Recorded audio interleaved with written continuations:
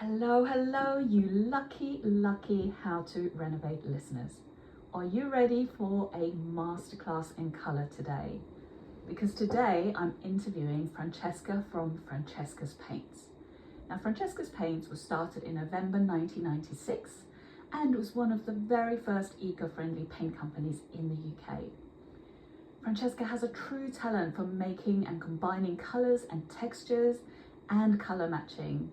And since discovering her passion for paint, she's travelled the world looking for colours, their origins and their uses. For this conversation, I visited Francesca in a London workshop, which is a wonderfully creative space. She is a true artisan and an expert in her field, and also an amazing storyteller. I just love how Francesca talks about her work. Her passion is infectious and her stories are so captivating. And she's always championing women in her unique way through colour and through her work. Francesca, thank you. You made my job very, very easy. Are you ready, everybody? Let's get into the episode. Hi, Francesca. Thank you so much for coming on to the podcast today. Well, thank you for having me. So excited to talk to you about everything colour. So, place I always like to start is to ask you to tell us a little bit more about yourself and your background. Well, my background, first of all, I'm Italian. I was born in Milan and I wanted to be a pianist. I studied piano for 7 years, but my family was not very interested in music or art or anything like this as business. So they didn't really support my study of piano. And with piano, basically, you just have to study 8 hours a day. Yeah. And it's the only way. So then, because I was doing a language school, I had to decide what to do. And my family completely pushed me on the languages rather than the piano. Okay. And then I decided I wanted to go to university and study law, which I don't know what's happened to me. Like, that was really weird. And after 6 months, I realized that I made a very big mistake. Wow. And so I decided to come to London and to finally learn English. Right. And so then I studied, I did all the things that as foreign people have to do, like going to colleges and things like that. And then after 3 years of London, I fallen in love with an Australian man and I went to live in Australia. And in Australia, I found paint. And that is where everything started. So how did you find paint in Australia? Were you working somewhere? Exactly. It's a funny thing.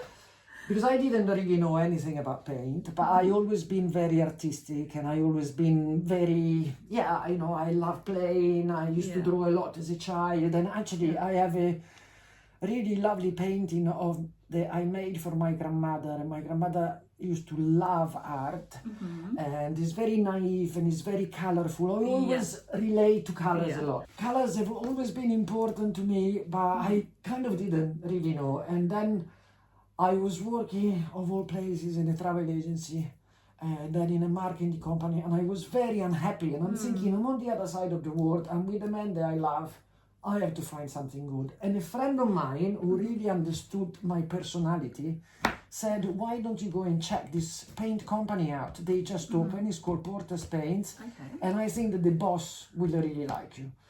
So I went there, didn't know anything. The studio is fantastic. It's actually the house of this person, and it's got the most amazing colors, super trendy. And in the showroom they also have a kitchen, and it's all done with the Italian cooker. There is a beautiful Italian coffee machine. The guys has a lot of respect and attraction towards anything that is Italian. Right. So he looked at me and I just said, hi, I'm Francesca, and basically went like, you got the job. Wow. And I said, but I don't really know anything. He said, but you have an amazing accent. I love your voice. Yeah. So even if you don't know anything, you sound so real that you can actually pretend that you know. And I said, okay. And that's how it started, really. Amazing. Amazing story. I agree with him. I love your accent and your voice. But so so you found paint in Australia, and then how did you come into Francesca's Paints In the UK. kind of starting your own in the UK and starting your own paint company? I stayed with the Porter's Paints for 7 years, and 3 months after I started, the color man got the sack, and my ex-boss was somebody that I adore, because he was somebody, the only person in my life that really gave me a chance to learn and to do something. Yeah. He understood that I could be good at this thing.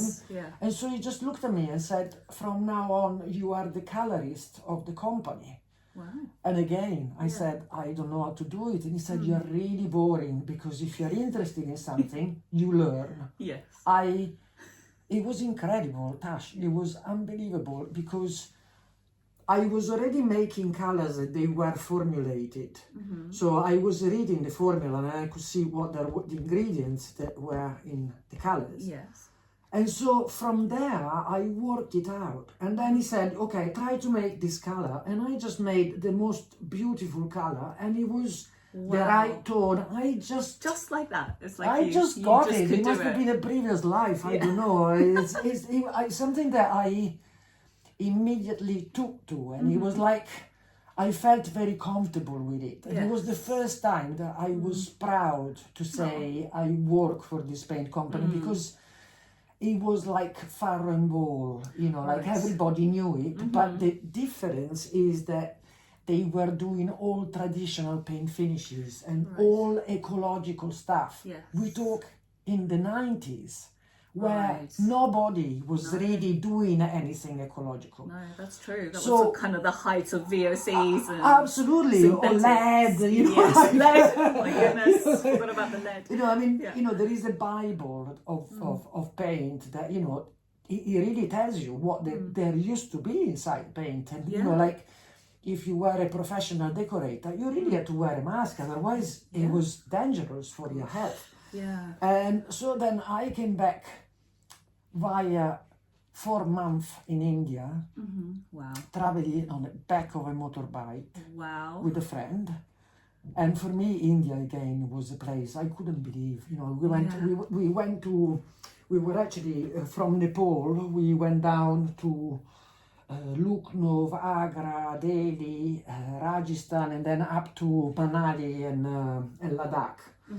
And when I arrived in Rajasthan, I couldn't believe, the pink city, Jaipur. I mean, it's like, oh my gosh. And then we went to talk to a master of colors. We were actually grinding the pigments, washing them, sifting them. I mean, it was really amazing. It was fantastic. Wow. And then I went to say hi to my family, and then I already knew that I wanted to come back to London because Italy at the time was very white. All the interiors were white, so I didn't really have any reason to be there because I'm a colorist. So it wasn't your target market. But the funny thing is that the thing is that in England instead, color has always been very important because there is a particular light. And the weather is so grey that you actually need color in in your home, and all the Victorian, the Georgian, Edwardian, all the various periods actually had historically a lot of colors. Yes, they did. And so I decided to come back to London, and one of the first company that I went to see was actually Farrow and Ball. Okay. And they said, yeah, you can come, and they just opened the shop in the Fulham Road. Oh yes. And but then I realized that they weren't mixing paint; they were just selling paint. I have always been a manufacturer, and I have always put my hands into the paint and my hands into the pigment, and I have always touched the paint, smelled the paint, look at the paint, and for me to be a shop assistant was really not what I wanted to be.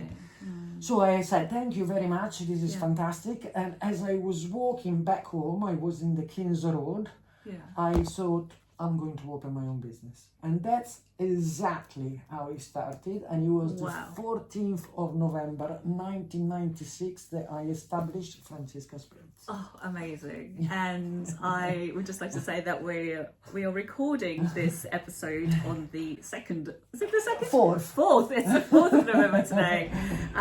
So you're coming up for a very big birthday. 28 years. I mean, of mixing and making colours. And wonderful stories. And still loving it, you know, and still really getting so passionate about it. Because for me, the most important thing about this job is that I could see this in my head. And the fact that now people can see themselves that these colors are nice and they're ecological and they're choking, they're velvety, they have a lovely depth. It's fantastic. You know, I'm proud of it. I really like it. I am coming to work has always been a joy. I mean, we had some really atrocious and very hard time like everybody else, but I can imagine. I think that the belief is very important, and I feel that I am really lucky because I do something that I really, really like. Yes, so and it's such a unique company, I think, and that must kind of add to it as well. So, like we've been talking about, you just have the most amazing colours in your ranges, and they have all these really evocative names, like, I have to look at my notes here to remember some of them, like Colours of My Mind, Namibian Sands. The Gurukulam is actually, the Gurukulam is the house of the Guru. Yes. And I spend, because I do yoga, I am a professional yogi. My second, when I will stop mixing paint, I will be teaching yoga. I actually teach yoga already once a week in a center in London, at Shivananda Center in Putney. Yes. But yoga is something that helped me throughout for the past 15, 20 years. I've been doing yoga regularly. Yes. And so I've been going to India regularly. I went to India about 12 times, so I know India well. The connection. And I have a fantastic Indian yoga teacher who has opened the Gurukulam. It means that is the house of the Guru, and there are students who live in the Gurukulam, in the house with the Guru. So they lead a complete spiritual life. They go to school, they come back, and they meditate, they do yoga. I mean, I was incredibly shocked to see how these kids, they are so calm because their diet, they don't know what sugar is. No. So, and it's amazing to see how sugar in children, you see them going mad, and these children are so balanced and so amazing. And so this Gurukulam collection was done, each name of the color is actually the name of one of the girls who stayed at the Gurukulam. Oh wow, that is amazing. And you know, Colors of My Mind, it was a collaboration with Raffaella Barca, and Raffaella Barca is a English writer who lives in Norfolk, and so each name of the color is actually the title of a book. Oh wow! Because we were thinking how book can relate to colors. Yes. And it was just an interesting journey. And is that almost how story as well? Like, sorry? Is that almost about story as well? How the story can relate to the colours? Yeah, absolutely. Yes. Yes, whether it's a joyous story, a bright colour, or a sad story. Absolutely. Yeah. There is, you know, a little bit of everything. But, you know, like I have a colour called Madeleine's. And it's a very beautiful pink. I've had the privilege of using some of your amazing colours. So obviously all these amazing names: Monsoon Rains, Earth and Solace, and these are just to name but a few, because you just have so many 27 colours. collections. 27 collections. And not 27 colours, 27 collections of colours. 247 247 colours. But we custom mix to any specification, so we actually have thousands of colours, and we keep a formula of any colours that we do. I don't know if it's a very good idea how I'm doing it, but I kept all the collection from when I started. Wow. And it's amazing actually how funny how, you know, you make a collection and then only certain colors go, and then around about 5 years later, yes, you know, the colors in the same collection, they've always been there, but people were not ready for them. All of a sudden, people are ready for them, so then you start selling. So I think it's amazing you keep all of them. What an incredible archive to have. And then to refer back to and just see where kind of decorating and colours have taken us over the past 28 years. Yes, and it's incredible. I mean, you know, sometimes I make all these colours, and then we are much braver now, and we understand darker tones more. But before, I mean, mainly it was just off-whites, because people are really afraid of colours, and there are a lot of. But there are a lot of legends, you know, like a darker color is going to make a room smaller. It's not true. No. Or, you know, if I use a dark color in, you know, where there is no light, then it's going to look horrible. No, it's actually going to look so much better than a very pale color that is going to look grey otherwise. Or, you know, all these kind of things. We are very opinionated. And that is the thing that I like about colors, because we all have a favorite, a color that we really don't get on. Yes. And we are quite precious about our opinion, you know, and it's like, you know, and most of the time the colors of interiors and fashion are the same. Yeah. And so very often we wear the colors that we have in our house on the wall. That's very true. That's very true. But it's very interesting you say that. Probably I'm seeing your blouse.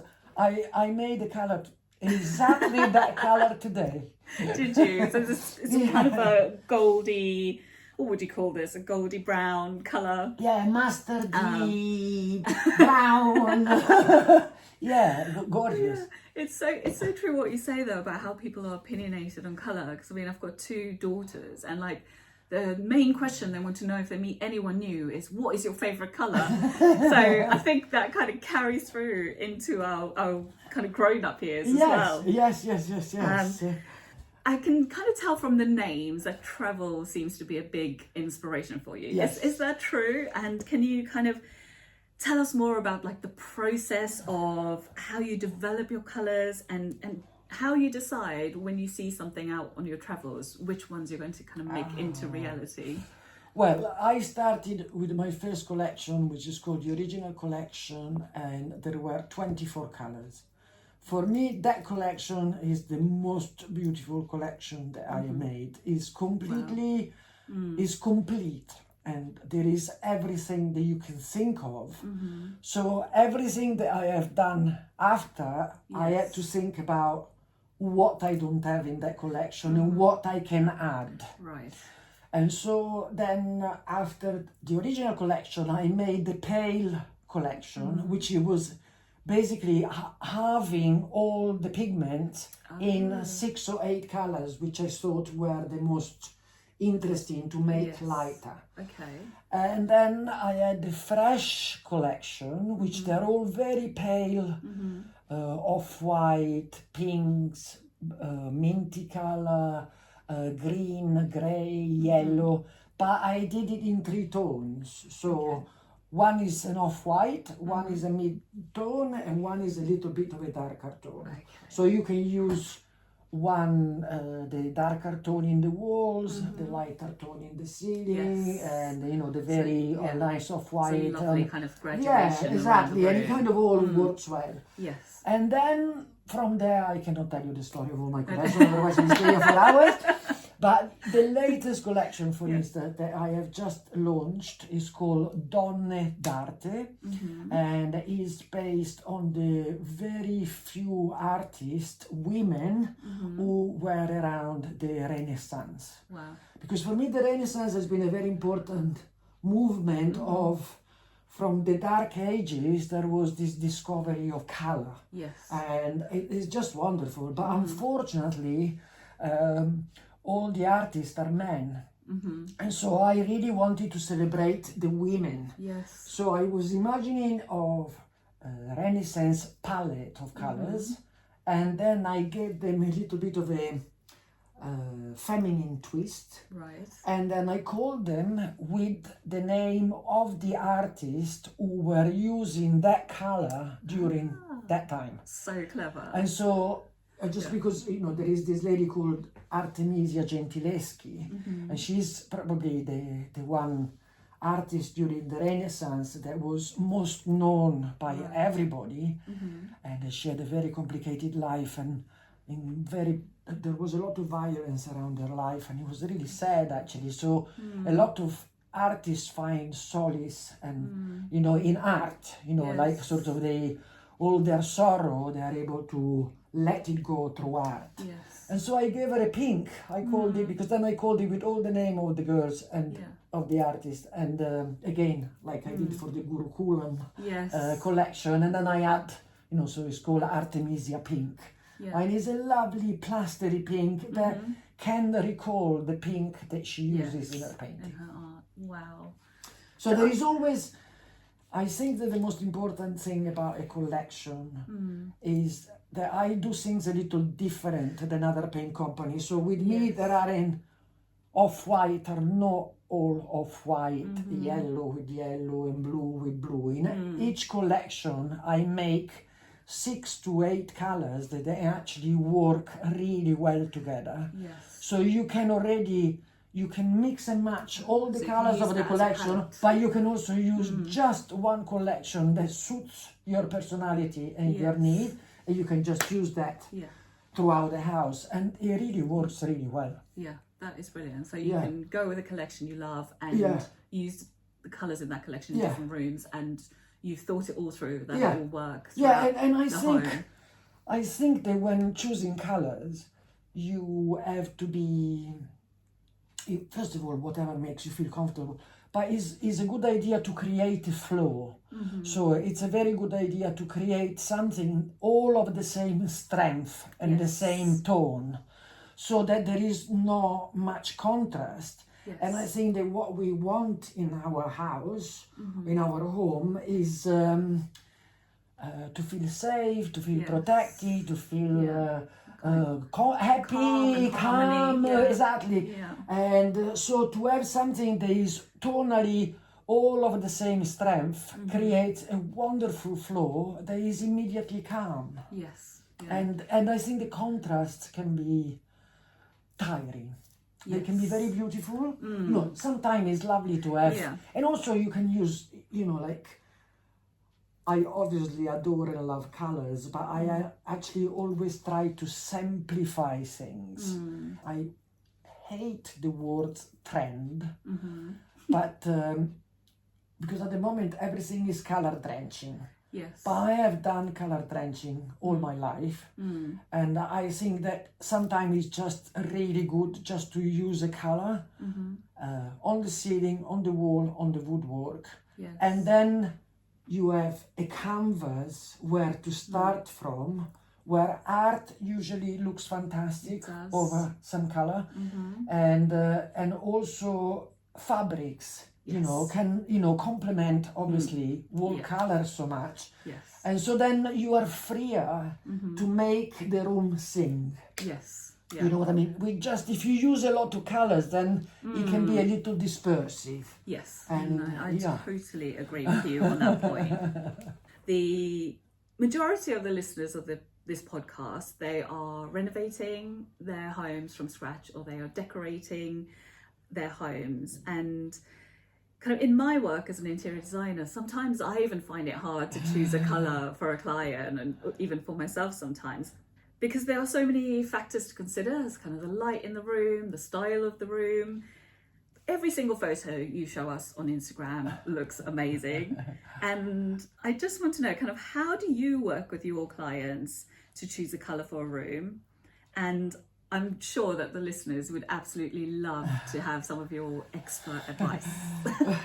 Thank you. Well, I think it's important to respect the house. So to see what style is the house, and perhaps do a little bit of researching of what were the colors used at the time. Yes. But basically, it's all about us feeling good. So it's also, you know, to choose that color that really makes you feel peaceful, enveloped by it, you know, complete and calm, and then we can work. Yes. You know, with, you know, like the first thing that I ask when I go to a color consultation is, what don't you like? Yeah. Because if I tell you, oh, purple would be amazing, and you tell me, well, after 10 minutes you tell me I hate purple, then we are wasting a little bit of time. You know what I mean? Yeah. So it's always really good to know what you like and what you don't like. I notice, like, I actually work quite a lot with interior designer as well. Yes. And but when I go for a color consultation to a person without an interior designer is really to try to create, most of the time people know what they want, but they are afraid of making the final decision by themselves. Yes. Yeah. And I might be a little bit like the second brain, and I might be able to give suggestions that they haven't thought of, and also to make everything easier and to have this color flow that it's really important. Yeah. Like yesterday I was in Exmoor, and I went to see this gorgeous client of mine who lives in the most beautiful place I have ever been, in the middle of nowhere. A wonderful, wonderful house. Yes. On the other valley there is a church. Wow. So you can almost feel the energy of the church.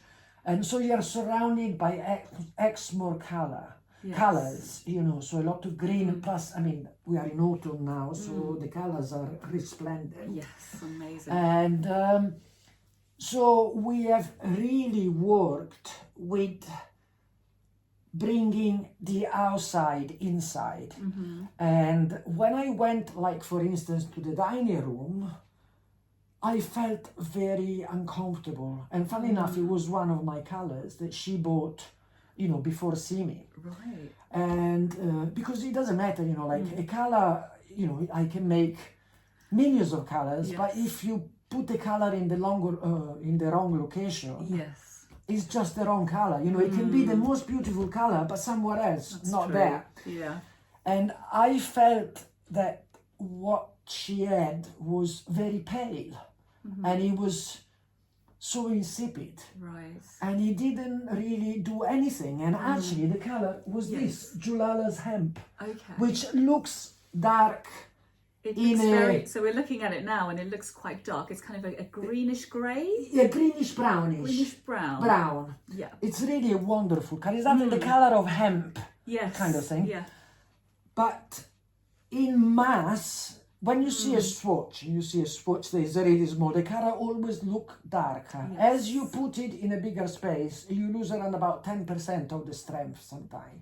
Wow. And so we actually chose the most beautiful colors were around about 2 or 3 tones darker than this. Gosh. And it looks, there is, because what I like, I go with my A4 pages of all the colors, and then I always like to throw what we chosen on the floor and put them all around, so that, you know, this room is going to be like this, and this room. Yes. And there was this wonderful flow. There was no fighting. They were all going terribly well together, and you already know there is a success kind of thing, because it's just a wonderful color scheme. And but it's something that I could see that she was really feeling comfortable with it. It was her, really, is her house, obviously. Yeah.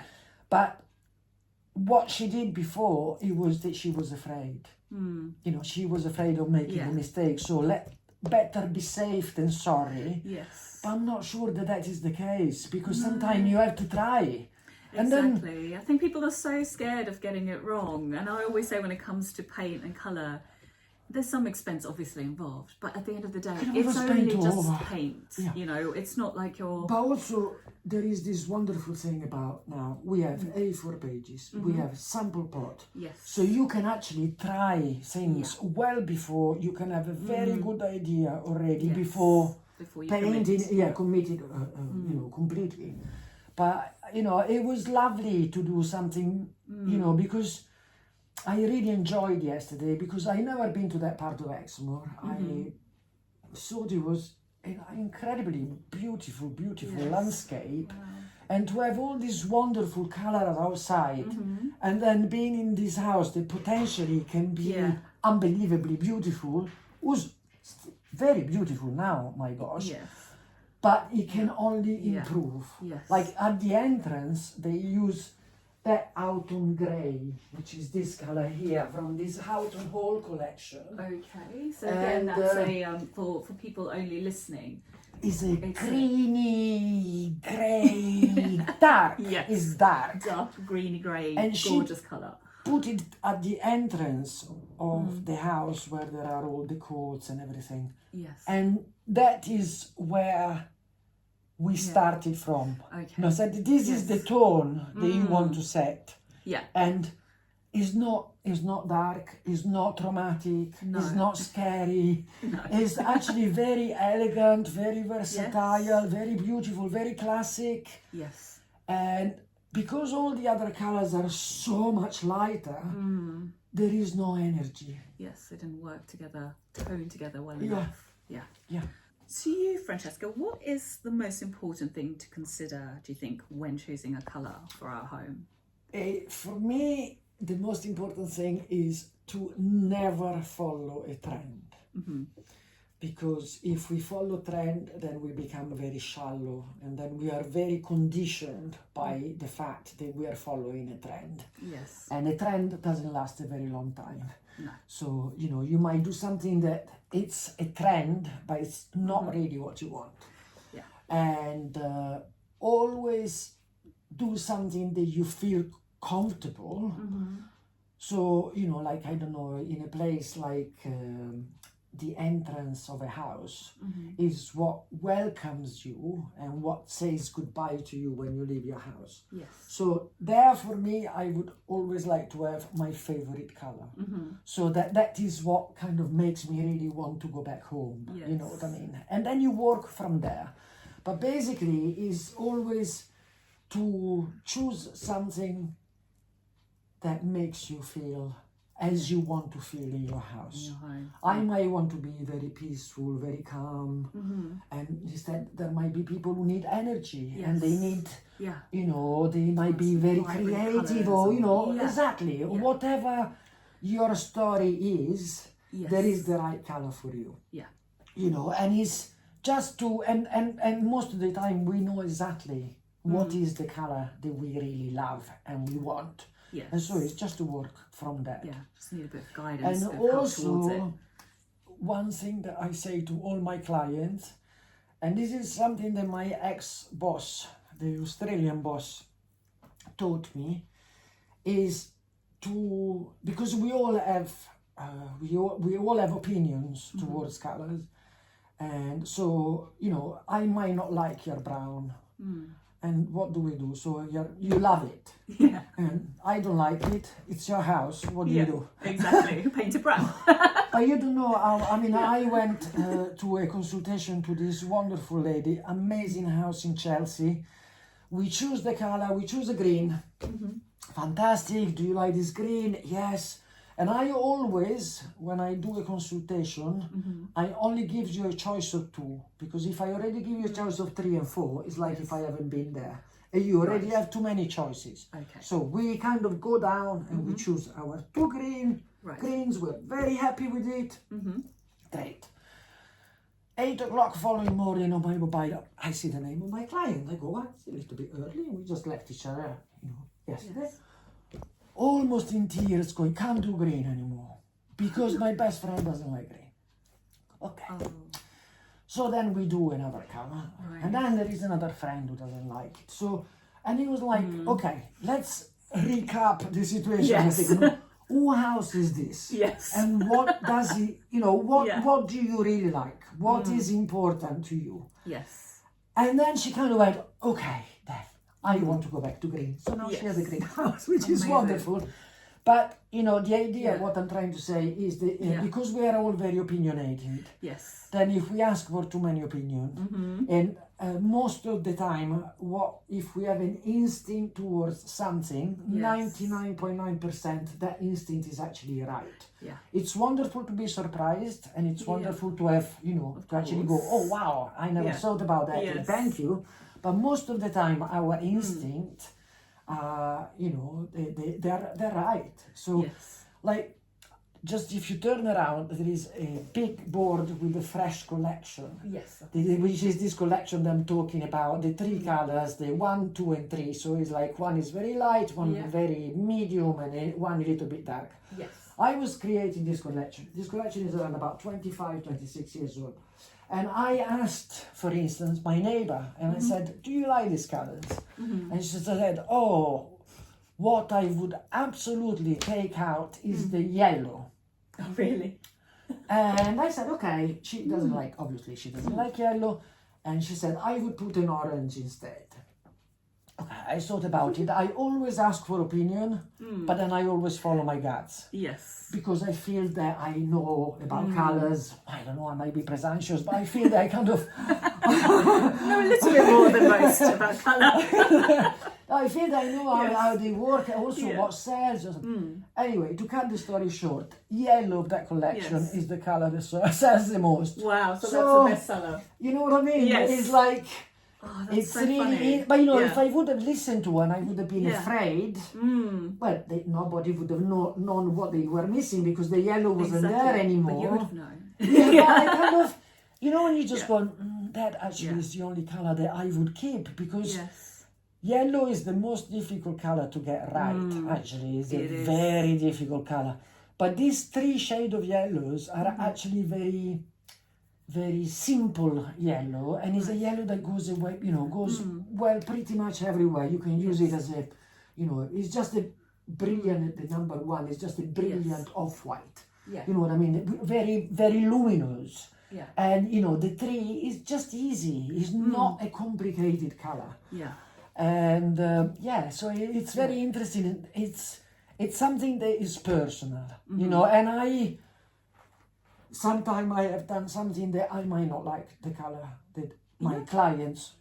Exactly, because again, it's not your house. Exactly. Yeah, I think we all as professionals have done things where we're like, oh, I wouldn't do that in my house. Yeah, but it's not my house. But then you make it work. We made it work beautifully. It looked amazing, and it suits these people. So that is job done. Exactly. That's so funny. I've just recorded an episode a couple of episodes ago called. Should you consider other people's opinions on your project? So, I talk about who you should maybe ask, who you shouldn't ask, whose opinions you should or shouldn't take on board. So that's what I've just recently done. I tell you something really funny though. Most of the time, I mean, this is a total generalization, but most of the time, the husband of my clients are the sponsor, are the one who pay for the paint and pay for the consultation. And most of the time, like the women choose, the wives choose everything. Right. And I always go, but does your husband like pink? I don't know if you do everything pink. Oh, who cares? Okay, and then we arrive. Because we arrived to the studio of the husband's studio. Yeah. Oh, I don't care what my husband likes. So I go, no, I care. Because this is the only room that you can close the door and go, if you paint it somewhere that, something that he doesn't like, then, you kind of put him in a really uncomfortable position in his own house. Exactly. Oh my gosh. There's a lot of marriage counselling involved, I found, in interior design, and absolutely. I'm sure with yours as well. And can I say one of the reasons why I don't actually open on Saturdays? because I am fed up. When I was living in Australia, we were opening on Saturday, and there were couple who were bickering all the time about the color of the house that they wanted to paint. And I just couldn't bear it anymore. So I thought, I am actually not going, because Saturday is when couples can do things together. Yes. Exactly. So you closed that door. I closed that door completely. Because and then most of the time they were not buying anything because they were bickering and they were angry and they were very bad energy. It's like, no way. Oh my goodness. Well, that was very clever, I have to say. When I'm speaking to people about renovating, a question I get a lot is, they're always trying to save a bit of money here and there sometimes. People who are perhaps carrying out their own renovations and not having a designer involved, or perhaps not having someone like yourself involved. And they always say to me, do I need to really get a professional decorator, or can I get good results if I do it myself at home? And I always pause a bit, and I've always wanted to ask this question of a person who's got a paint company. But what would your answer to that be? It depends on how manual a person is. I mean, these paints, paint is not difficult to put on a wall, but if you don't cut in well, if you don't do the corners properly, it can just look messy. And so it really depends how manual a person is on their skills. But it's completely possible not to have a decorator, and especially with this kind of paints that I'm making, you don't actually need a paint effect decorator, specialist or anything like that. They're actually quite basic. But I mean, obviously a decorator or a painter can do it better. I have no idea. They should be able to, Yeah, I mean, I think that whatever a person does with any materials, not mine, is, for me, and it shocks me sometimes how it's to read instructions and to follow instructions. And if there are problems, instead of taking initiative by Googling something and looking at the video, they might not be really right. It's always like, we give any form of support that is needed to clients if they find themselves a bit stuck. With something. It's something that we really enjoy doing it. And most of the time, when people have taken initiative, it wasn't the right one. And so then, because it's actually the problem sometimes is, like, if you have a problem with paint, to give another coat most of the time is not a good idea, because if it didn't work the first time, give another coat on top is actually not the solution, because probably the problem comes from underneath. It's very difficult, and I'm not saying this to defend myself or any paint companies, but it's very difficult. The problem is in the paint, but it's always in the preparation of the surface. So when I hear some professionals even that they call me and they say, well, we're given 6 coats and we have a problem, they go, bloody hell, I bet you do. Because you need to put 6 coats. And also keep in mind that there are in England there are a lot of property who have walls that they might have retain some moisture, humidity, and in paint there is water. So every time that you actually give another coat, you actually add a problem to the wall. So always call the manufacturer and any manufacturer, because I am selling a product that I know it works, but you have to follow the instructions. So then I am just so happy to help you, because for me what I want you is to be happy.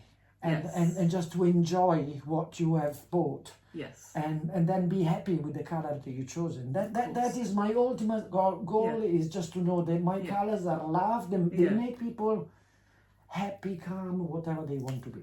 However they want to be in their home. So really preparation is key. Preparation is key. And if you ever find yourself with a problem, call. And don't put 6 coats on. don't take too many initiatives.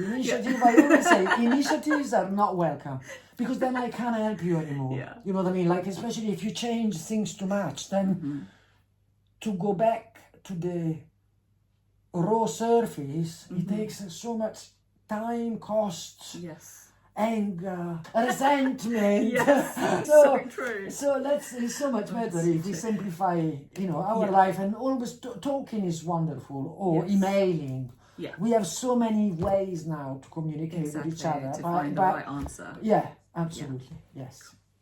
Okay, so your paints are eco-friendly. We touched on this earlier, and I'm finding that more and more people, when they're renovating, they want to kind of focus more on those eco credentials of the materials they're using, of the products they're using.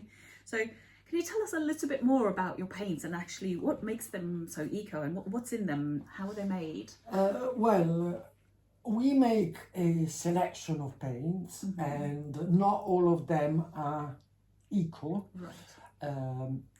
Now to make paint, you have to follow some law and regulation. So the VOC, which they are the volatile organic compounds, is when you are painted, there is a smell. That is when the VOC are released in the atmosphere. Yes. And so for that, there must be a count.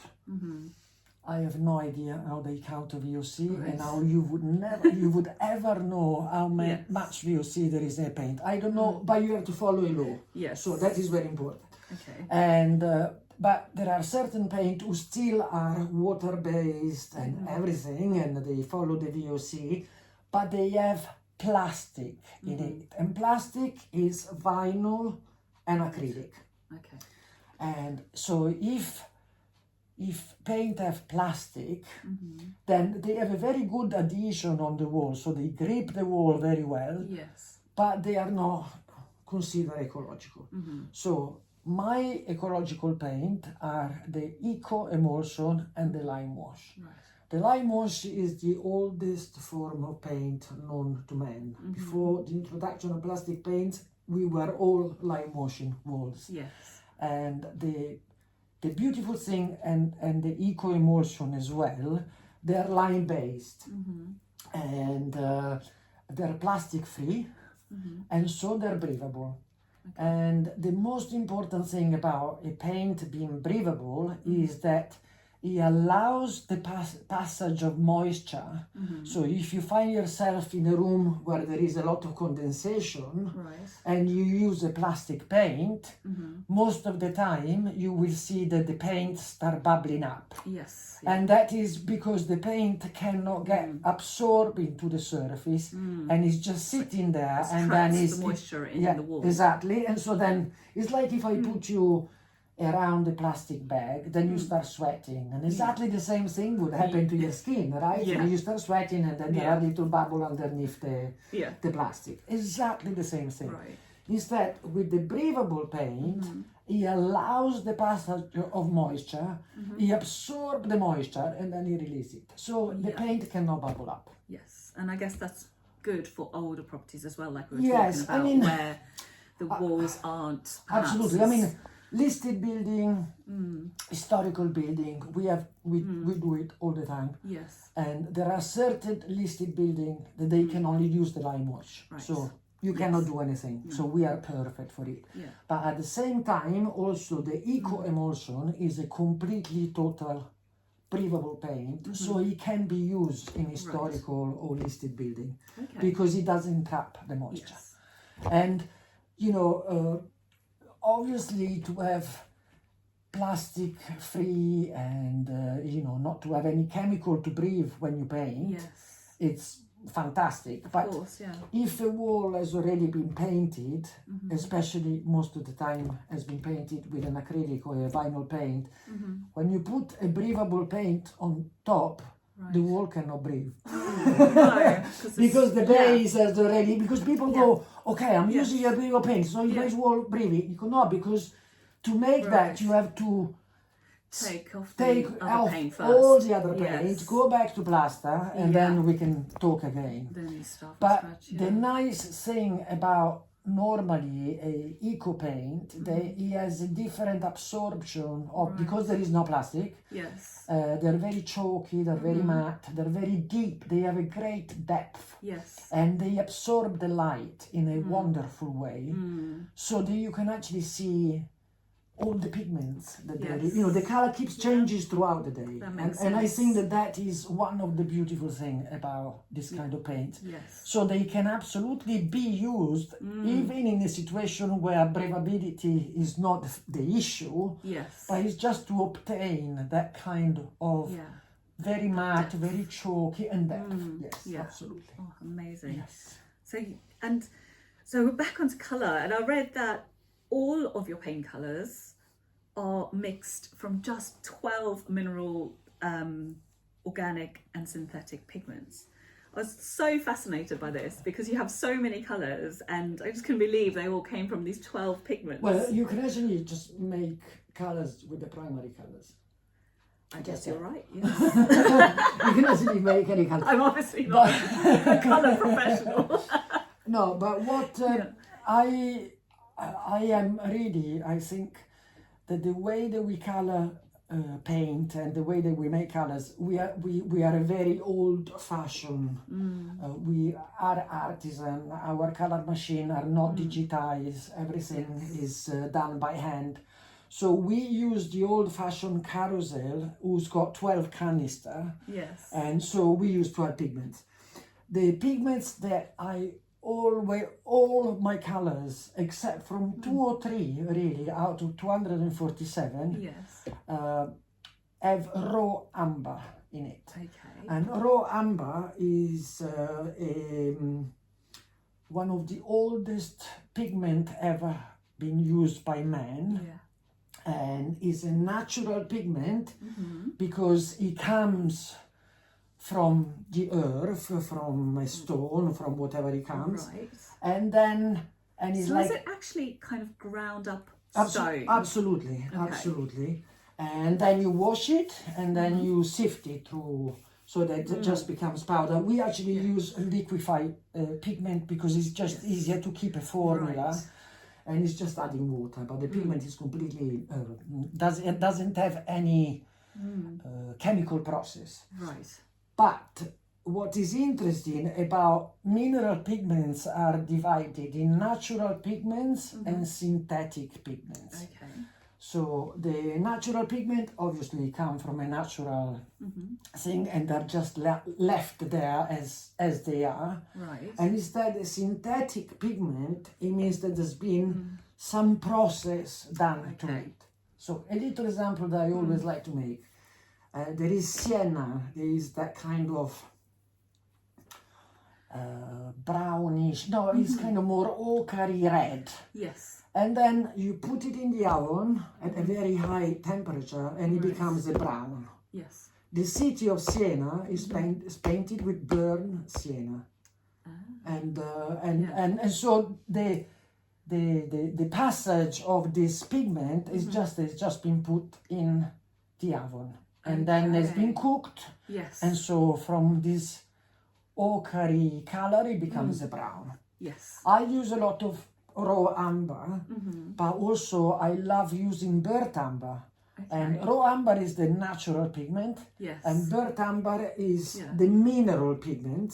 So it has been put in an oven to alter the appearance of the pigment. That's so interesting. So basically, when we're calling all these colours these fancy names like burnt, it's actually been put in an oven. It's actually been put, but you know, terracotta in Italian it means cooked earth. Yes. So it's actually the earth being put in an oven. That's terracotta. That makes total sense. That makes total sense now. So it's very basic actually.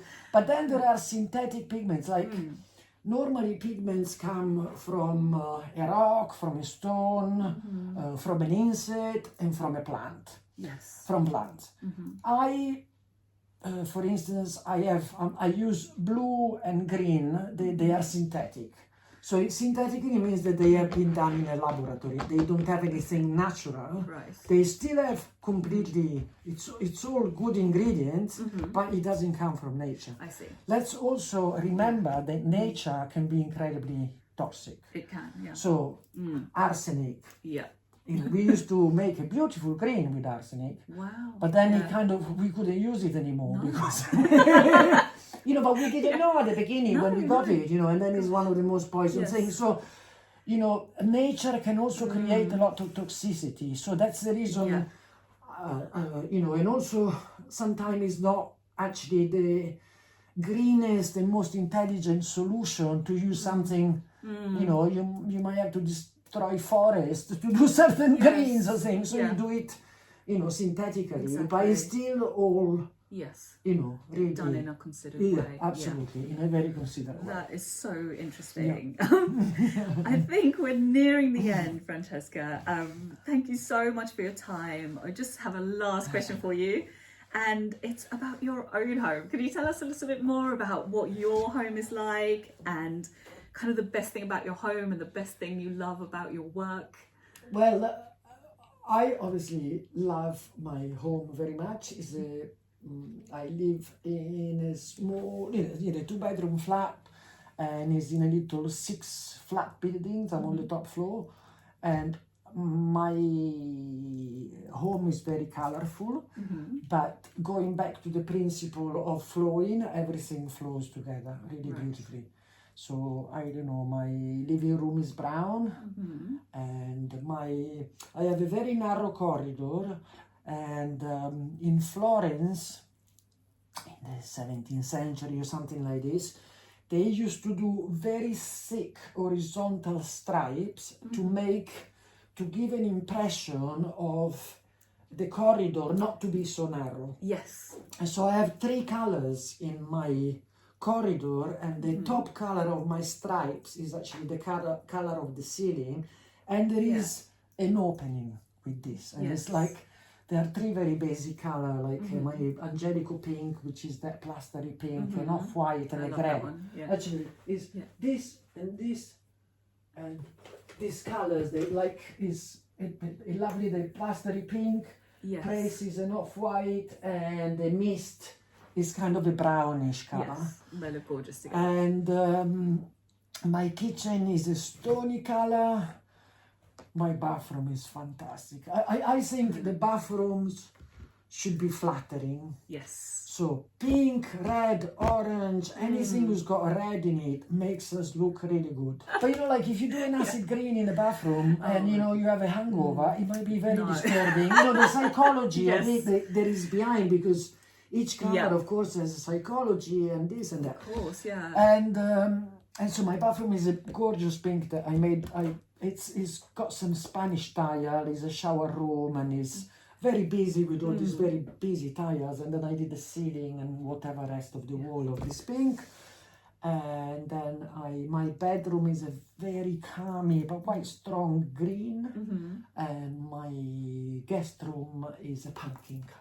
Wow, that sounds amazing. Well, I mean, you know, like you might go, oh my gosh, this is so much. But there is, I mean, I don't know if people have been lying for all their lives when they come to me, but I never seen anybody going, wow, this is so colorful, because it's all very tonally correct. Yes. There is zero stress. Yeah. So the eye are very happy to see whatever, you know, there is in the room. I think that's the main thing, isn't it? It's not to walk through a home and then go like, oh, wow, I wasn't expecting that with the colour I just saw before. It all kind of flows and it's all tonally correct. I'll tell you very briefly, I went to this colour consultation in this, I only had to deal with this kitchen. And I arrived in this kitchen and I sat down, I went like, wow, this is amazing.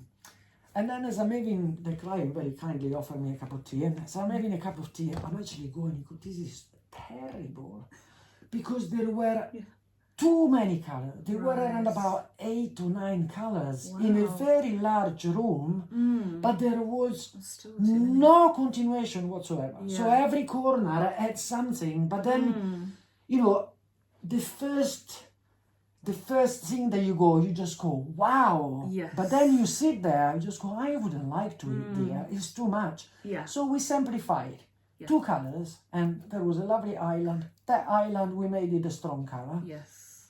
That's it. We just, I noticed that I tend to simplify a lot. I love colors, but I tend to simplify a lot. Yeah. Because I think that too many colors can be a little confusing. Yeah, I think you're right. And I think especially when... In one room. In one room. And then also if you're putting lots of different colours on walls, on ceilings, on corner thing, in the same room, that's kind of jarring as well. So I really love what you said earlier about how you've been colour drenching forever. Yeah. It's because I love that palette of just having a kind of a base colour to start with, because then that just kind of everything else you then put in that room that you kind of think carefully to bring into it, it somehow just makes it work better. Yeah, absolutely. So, it really does. Yeah. It really does. Yeah. I think that is an amazing place to end. Thank you so much, Francesca. You're very welcome.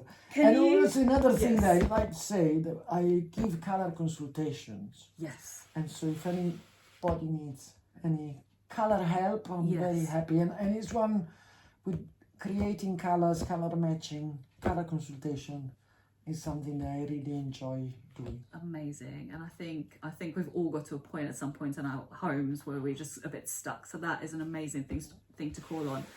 What I'll do is I'll link to that in the show notes. So I'll make a note of that on the show notes so people can find that. Yeah. And where else can they find you? Is there anything else you would like to